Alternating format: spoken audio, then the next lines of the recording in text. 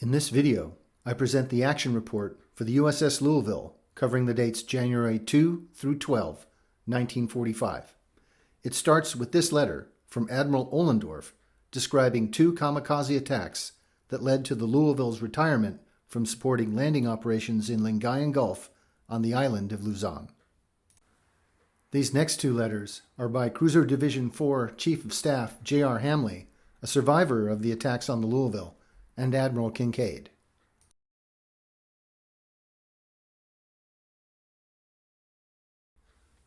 This last letter is from Louisville's captain, Rex Hicks. Badly injured in the first kamikaze attack, it is short and to the point.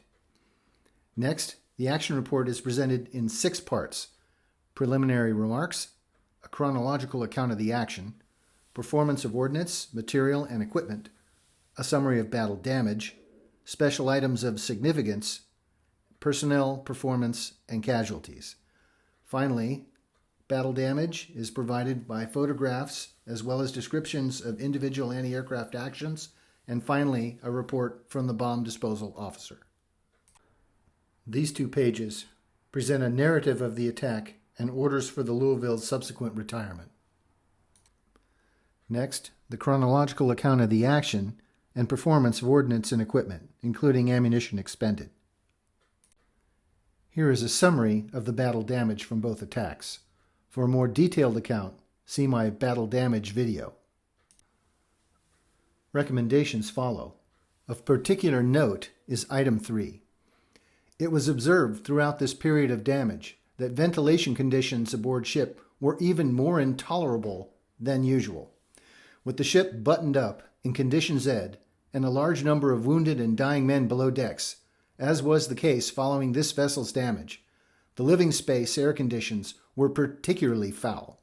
Instead of properly changing the air and regulating the humidity, the ship's ventilation systems in the vicinity of sickbay, wardroom country, CIC, and the 3 mess halls simply seemed to stir up the old stale air.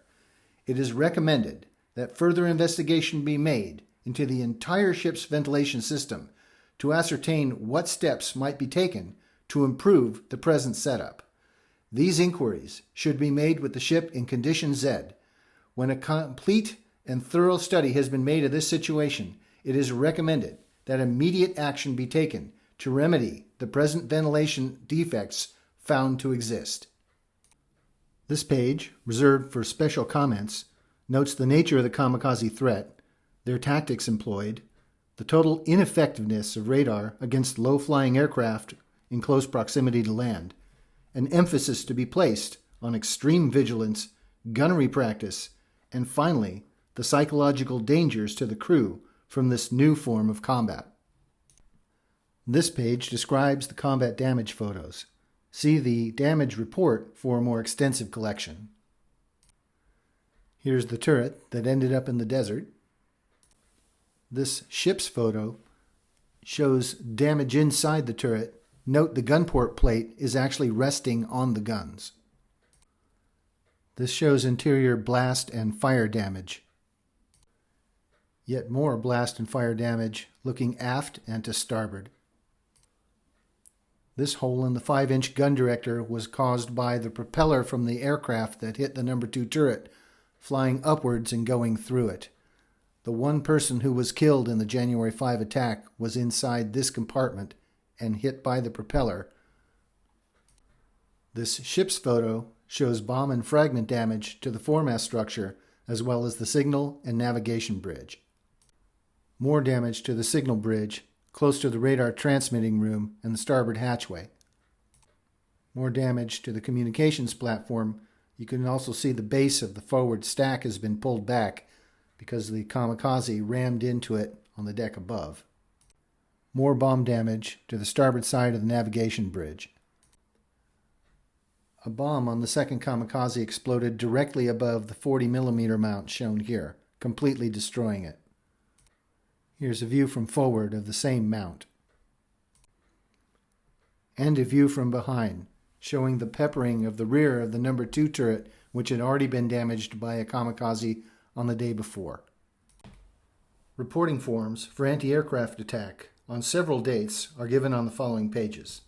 The first is the attack on January 5th at 17:05 ship's time. This was the first kamikaze strike on the ship. The next attack was at 11:54 ship's time on January 6th, and Irving was shot down 2,000 yards from the ship. At 14:35, another plane, a Val, was shot down while diving on the ship.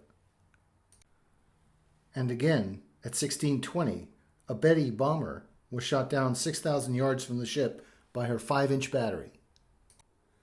At 17:27, on January 6th, Task Group 77.2.2 was firing on the beaches when a mass kamikaze attack came in with no radar warning. The California, Columbia, and Louisville were all hit by kamikaze aircraft.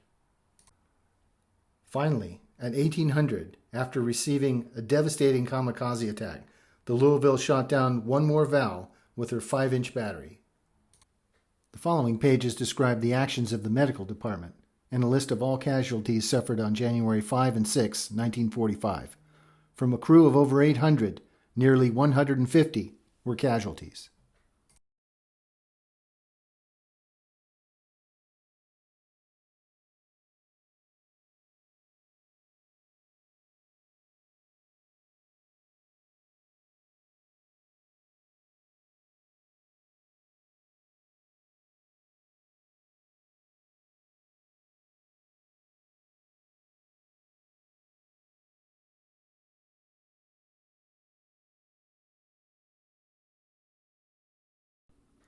The report ends with a description of bomb damage and the likely nature of the weapons employed.